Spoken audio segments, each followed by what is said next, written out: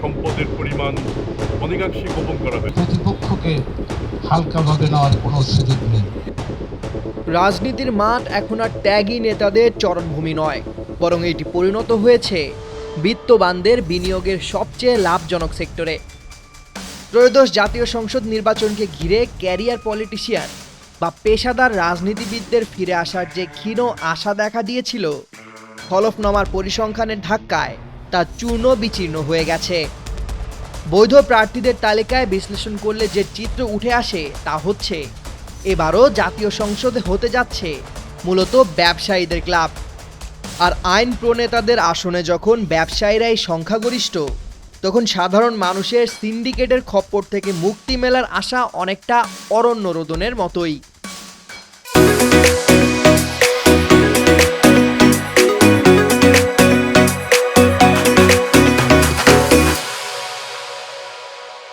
নির্বাচন কমিশনের যাচাই বাছাই শেষে বৈধ হওয়া 1842 জন প্রার্থীর হলফনামা পর্যালোচনা করে দেখা গেছে এদের মধ্যে 814 জনই ব্যবসায়ী, অর্থাৎ মোট প্রার্থীর 44%-এরও বেশি সরাসরি ব্যবসার সঙ্গে জড়িত। এর বিপরীতে রাজনীতি যাদের একমাত্র পেশা, এমন প্রার্থীর সংখ্যা খুঁজতে গেলে আতশি কাচের প্রয়োজন হবে। 1842 জনের বিশাল বহরে মাত্র 26 জন এমন প্রার্থী পাওয়া গেছে যারা রাজনীতি ছাড়া আর কিছুই করেন না। অতীতের নির্বাচনগুলোর দিকে তাকালে এই ভীতিকর পরিবর্তনের চিত্রটি আরও স্পষ্ট হয়ে ওঠে। ট্রান্সপারেন্সি ইন্টারন্যাশনাল বাংলাদেশ টিআইবি ও সুজনের বিগত দিনের প্রতিবেদনগুলো বলছে 1973 সালের প্রথম সংসদে ব্যবসায়ীদের হার ছিল মাত্র 13%, অথচ সময়ের ব্যবধানে রাজনীতি ব্যবসায়ীদের পকেটে চলে গিয়েছে।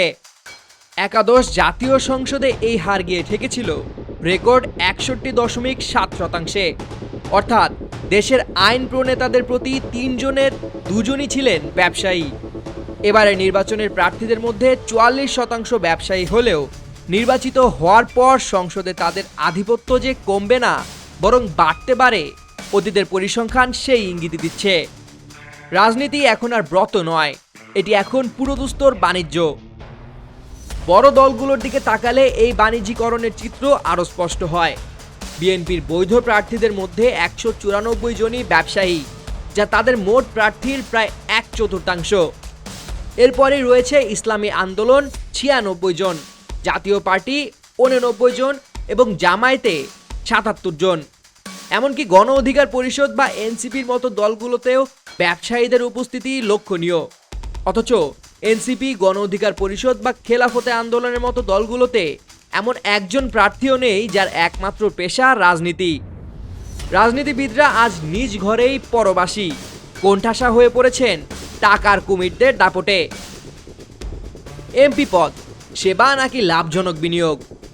সুজন সম্পাদক বদিউল আলম মজুমদারের মতে সংসদ সদস্য হওয়ার বিষয়টি এখন অনেকের কাছে লাভজনক বিনিয়োগ হিসেবে বিবেচিত হচ্ছে। এ বিষয়ে তিনি বলেন, ক্ষমতার সঙ্গে জাদুর কাঠি যুক্ত আছে। সংসদ সদস্য হওয়াকে এখন অনেকে বিনিয়োগ মনে করেন, যাতে অনেক মুনাফা পাওয়া যায়। ব্যবসায়ীদের বেশি প্রার্থী হওয়া সেটারই প্রতিফলন। বিশ্লেষকরা মনে করেন রাজনীতিতে এই বিনিময় প্রথা বা গিভ অ্যান্ড টেক বা পারস্পরিক স্বার্থের সম্পর্ক দলীয় রাজনীতির গুণগত মান কমিয়ে দিচ্ছে।